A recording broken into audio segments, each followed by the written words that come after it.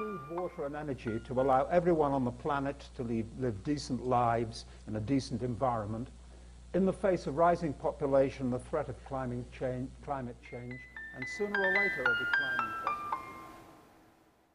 fuel. I expect I will be giving the same talk as long as I can give a talk, or the same title, but the talk will change because the technology moves on, we have new ideas, I learn more things, but we're not going to suddenly solve the energy problem.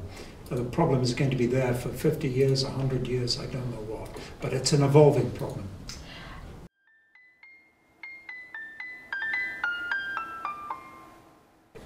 Well, solving the problem is for everybody, because otherwise our civilization could even collapse if I want to take an extreme view.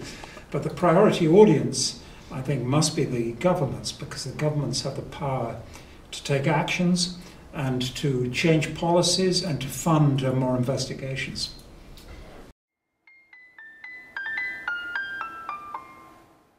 At the moment, we have several people who are much closer than I am.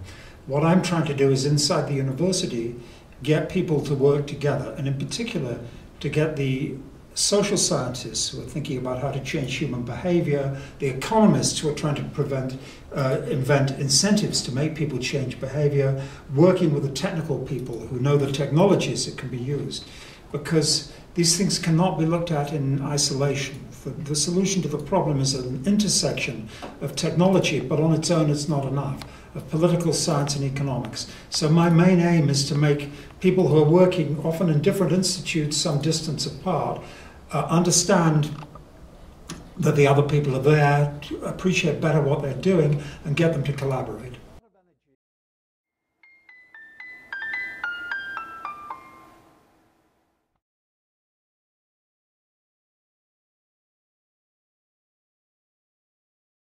Probably not, but that's what people like to hear. But people have been convinced renewable energy is a good thing.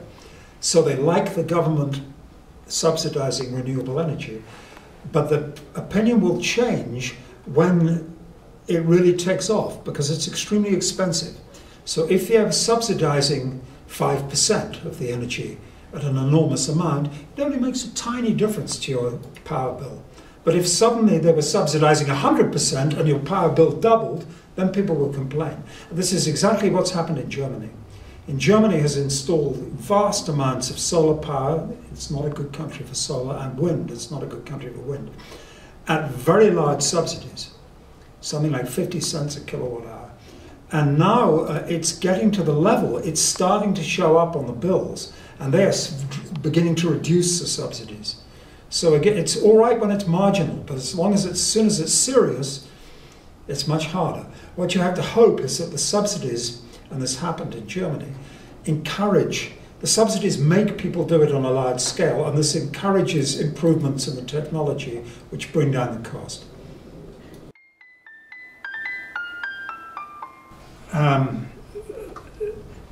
I think, well, Mexico has a very special problem because you're extremely dependent on oil exports, so it's clear you're going to go on mining oil. But I think, meanwhile, you could be developing particularly solar energy in a big way, because you have a very big potential.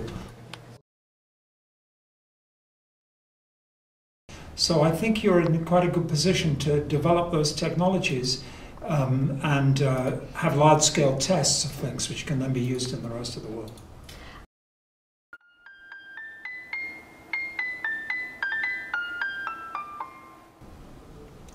People know that there's not a problem for tomorrow, and the governments are usually there for 4 years or 5 years. So they don't have any real incentive to take actions, they just want to be re-elected, and the problems are really coming in 10, 15 years. So it's a very, very difficult communication problem. I think, in fact, in some ways, the best thing that can happen for energy policy in some country is to have some real failures, like the eastern United States some years ago, the whole power system failed. And then people are prepared to take action. So, for example, we have the technology now to say that if you want to run your washing machine, it costs you 6 times as much to run it in the day as at night. But the American people would say, oh, this is interfering with my freedom, why should it cost me more, blah, blah, blah. However, if they've really seen that the alternative is a complete failure, no electricity, then they will accept such things. So in a certain sense, we need a crisis to get action, I'm afraid.